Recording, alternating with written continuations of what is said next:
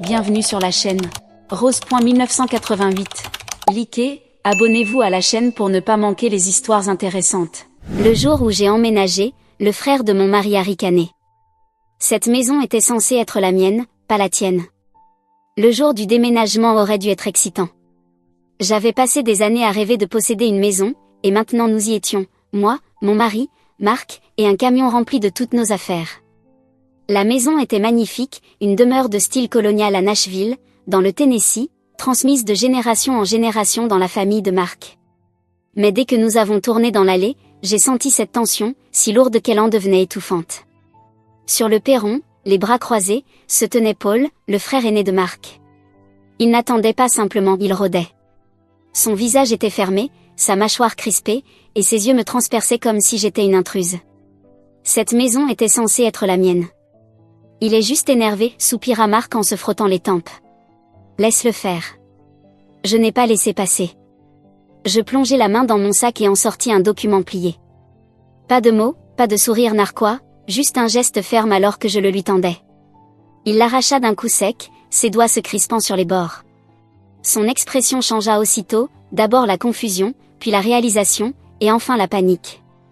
Tu n'as pas le droit de faire ça, balbutia-t-il. C'est impossible. Mais c'était bien réel. Et il en était la seule cause. Pour comprendre comment nous en étions arrivés là, Paul avait toujours été le préféré, l'enfant chéri, celui que leurs parents excusaient et soutenaient, peu importe ses erreurs et elles étaient nombreuses. Marc, lui, était celui qu'on oubliait, le responsable, celui à qui on demandait de comprendre quand Paul attirait toute l'attention, recevait plus de soutien, plus de seconde chance. Leurs parents n'avaient jamais rédigé de testament, mais il y avait un accord, la maison reviendrait à celui qui paierait l'hypothèque et les taxes en premier. Paul avait supposé que cela signifiait que la maison lui revenait automatiquement, après tout, Marc n'avait jamais d'argent, n'est-ce pas? Alors Paul s'était installé gratuitement. Pas de loyer, pas de paiement d'hypothèque, pas de taxes, juste des années à vivre comme un roi dans une maison qu'il croyait sienne pour toujours. Sauf qu'il avait commis une erreur, il n'avait jamais lu les petits caractères. Pendant que Paul brûlait son argent, Marc et moi rachetions tranquillement sa part. Nous avons remboursé sa moitié de l'hypothèque, nous avons couvert sa part des taxes. Nous avons fait cela pendant des années, lentement et méthodiquement, pendant que Paul faisait la fête, accumulait des dettes et ignorait chaque lettre d'avertissement envoyée par la banque. Puis est arrivé le coup de grâce, Paul avait raté trop de paiements de taxes foncières.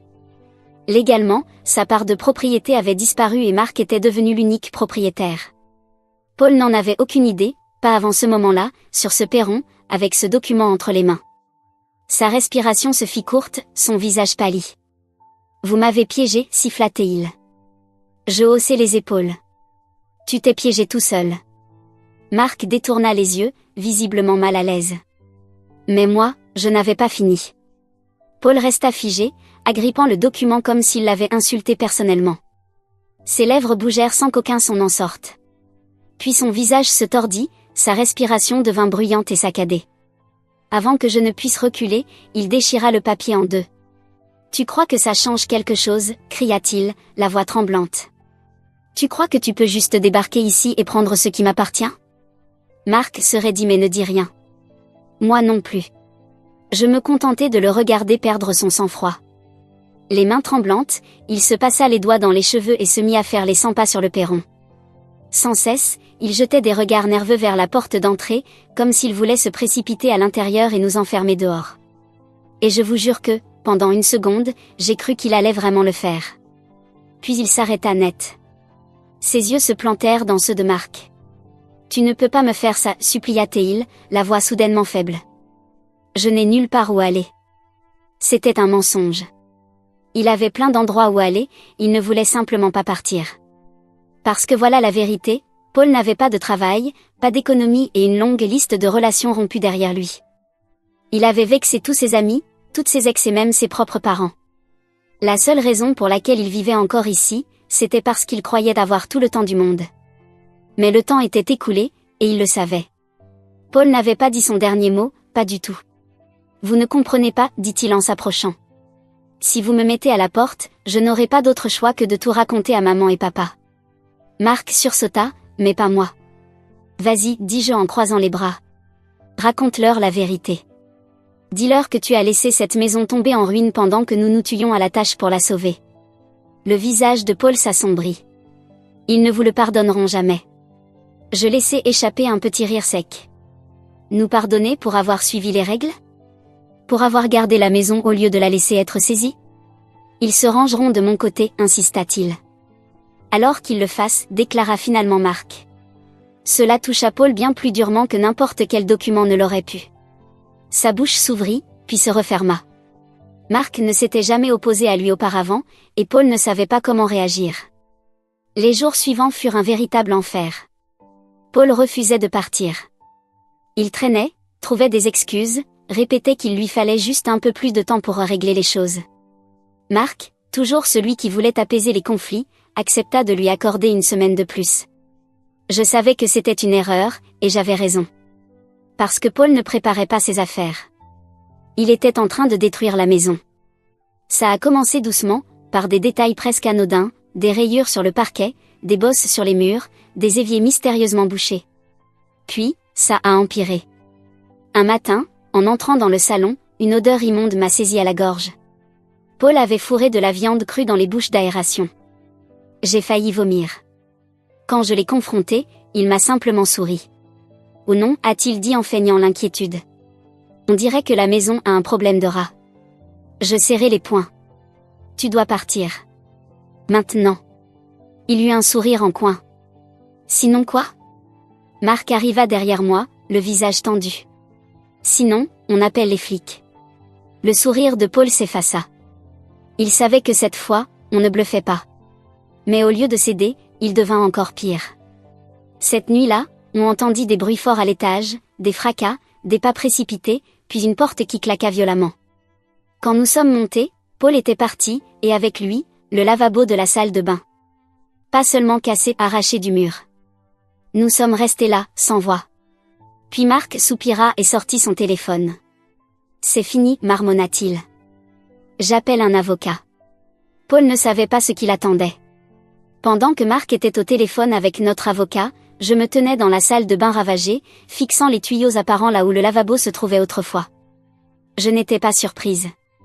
En colère, oui. Épuisée, absolument. Mais surprise? Non. Paul avait toujours eu ce côté destructeur quand les choses ne tournaient pas comme il voulait. Mais cette fois, c'était différent. Arracher un lavabo du mur n'était pas qu'un simple acte de vengeance mesquine, c'était désespéré. Il y avait quelque chose qui clochait. Je suis descendu dans le couloir, évitant soigneusement les morceaux de plâtre et les éclats de verre que Paul avait laissés derrière lui. Il avait semé un véritable désordre, sauf dans sa chambre. Celle qu'il s'était appropriée pendant des années. Cette pièce-là était impeccable. Le lit était fait, l'armoire vide, même la table de nuit habituellement couverte de bouteilles de bière et de pièces de monnaie était entièrement dégagée.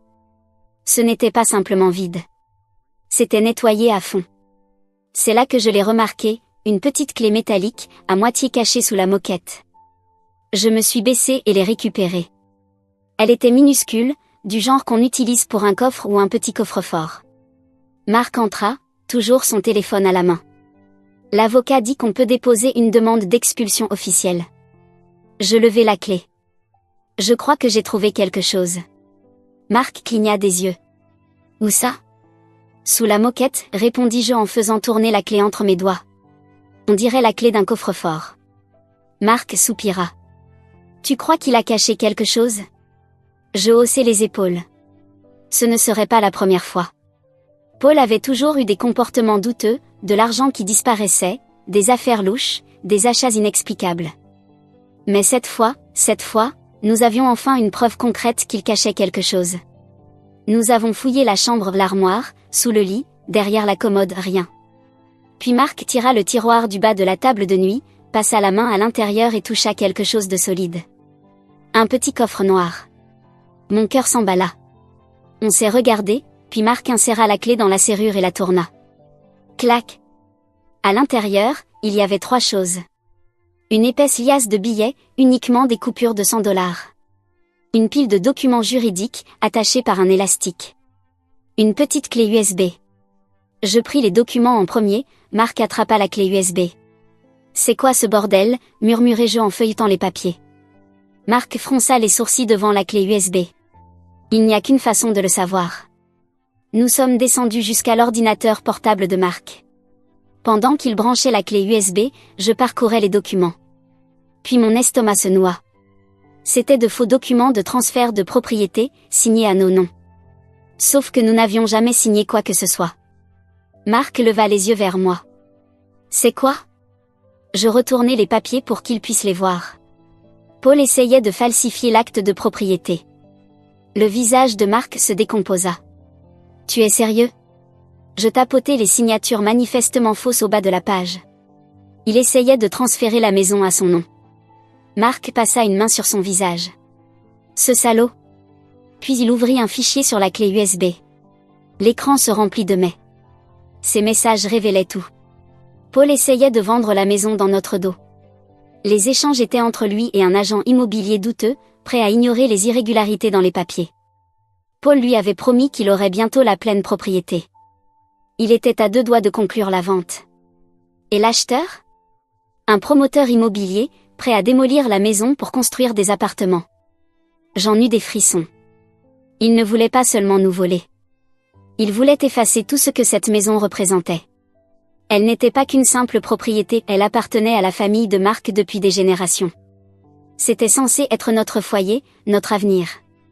Et Paul comptait tout prendre, tout vendre, et repartir avec des centaines de milliers de dollars, sans que nous en sachions rien. Les poings de Marc se crispèrent. Il savait, grogna-t-il. Il savait qu'il allait perdre la maison.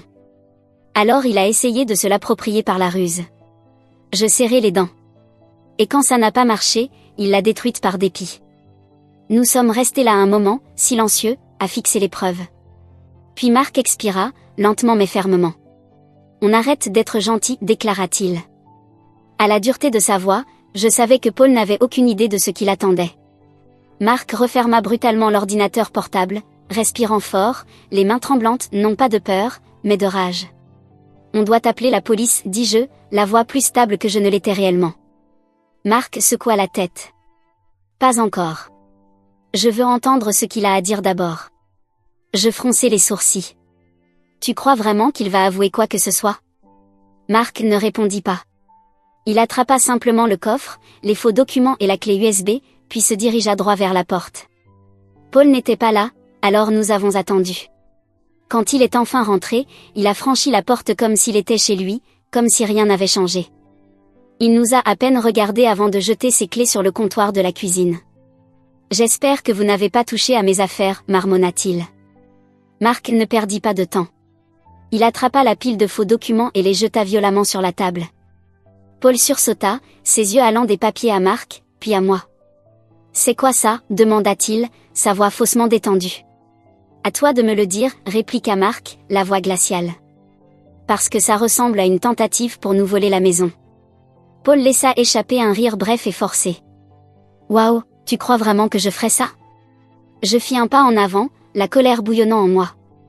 On a trouvé tes emails, Paul. On a tout vu. Les fausses signatures, la vente que tu essayais de conclure dans notre dos. Je pris la clé USB des mains de Marc et la brandis devant lui. Tu es grillé. Avoue-le. Le visage de Paul se crispa, juste une seconde, puis il ricana et secoua la tête. C'est insensé. Vous êtes complètement parano. Marc ne broncha pas. Alors explique ce faux transfert de propriété. La bouche de Paul s'ouvrit, mais aucun mot n'en sortit. On l'avait eu, et il le savait. Un silence pesant s'installa dans la pièce. Puis, comme si quelque chose s'était enclenché en lui, Paul se raidit complètement. Il attrapa les papiers et les déchira en deux, exactement comme il l'avait fait avec les documents de propriété. Vous vous croyez meilleur que moi, gronda-t-il, sa voix montant en intensité. Vous croyez que vous méritez cette maison?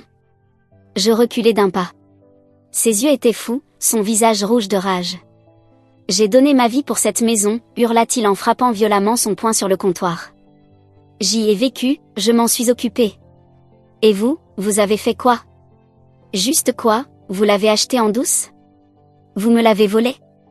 Marc expira lentement, maîtrisant ses nerfs. Tu ne t'es occupé de rien, Paul, dit-il calmement. Tu n'as pas payé les taxes, tu n'as rien réparé, tu n'as même pas nettoyé. Tu l'as juste laissé pourrir, en croyant que tu n'aurais jamais à en subir les conséquences. Les narines de Paul se dilatèrent. Tu as toujours été jaloux de moi, cracha-t-il.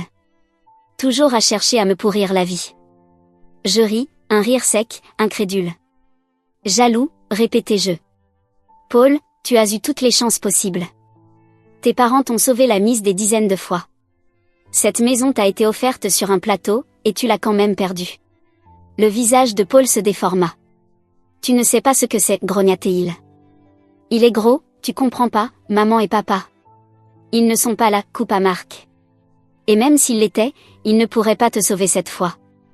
Paul se figea. Pour la première fois, sa confiance s'effondra. Il savait que c'était vrai. Plus de passe-droit, plus de seconde chance, plus d'excuses. C'était fini. Sa respiration était saccadée, son visage toujours marqué par la colère, mais quelque chose avait changé. Cette fois, il avait peur. Il n'avait plus rien à dire, plus rien à manipuler. Il n'avait plus aucun coup à jouer.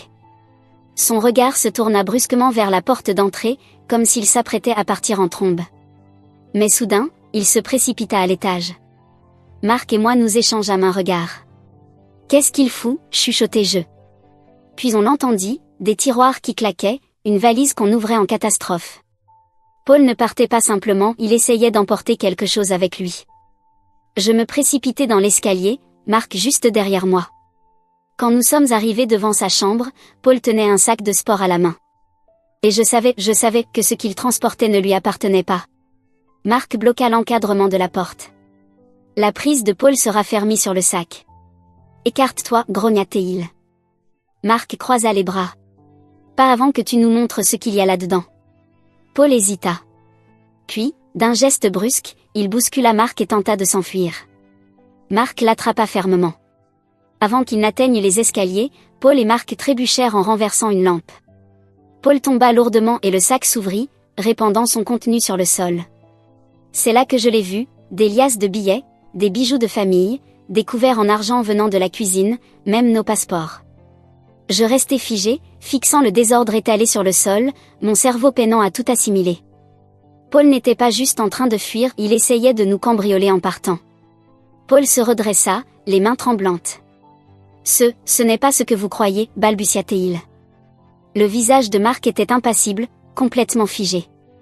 Non, Paul, répondit-il calmement. C'est exactement ce que ça a l'air d'être. Paul ouvrit la bouche pour protester, mais à ce moment-là, des phares illuminèrent la fenêtre. Les flics étaient arrivés. Je les avais appelés dès que nous avions découvert les faux papiers. Paul comprit enfin que c'était terminé. Il fut arrêté pour tentative de fraude, vandalisme et vol. Nous avons porté plainte pour tout ce que nous pouvions. Les parents de Marc, qui avaient passé des années à trouver des excuses pour Paul, furent horrifiés, pas par nous, mais par lui. Parce que cette fois, la vérité éclatait enfin. Paul avait menti, volé et manipulé son entourage pendant des années. Et cette fois-ci, il avait tout perdu. Nous avons changé les serrures, réparé la maison, enfin, emménagé pour de bon. Quant à Paul, il n'est jamais revenu. Il a passé 6 mois en prison, puis il a disparu quelque part dans l'Ouest. La dernière fois que j'ai eu des nouvelles, il dormait sur des canapés à droite à gauche, toujours en train de rejeter la faute sur les autres. Et honnêtement, c'était la meilleure vengeance possible.